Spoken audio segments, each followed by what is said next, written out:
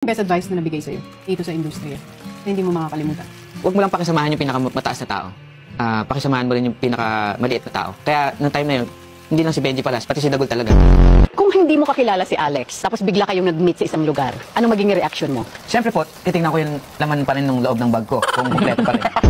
When do you become serious kayong dalawa, kung magkasama kayong dalawa? As? Ikaw lahat ang panganay sa 6 na kapatid mo. Ako po lahat ng Oo, pangalan. oo. Kasi po, mas matanda po ako sa kanila.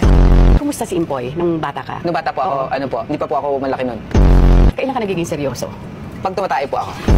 Di bang ma-in love si Impoy kay Alex? Yak! Matinding pwedeng gawin ni Empoy for Alex Siguro po bilang yung- kaibigan. Magupit po ng kuko.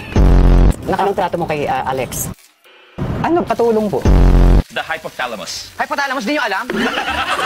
Hypothalamus is the earthquake that you combine your digestive system if you control the magnitude of magnificent 7 to fallopian tube.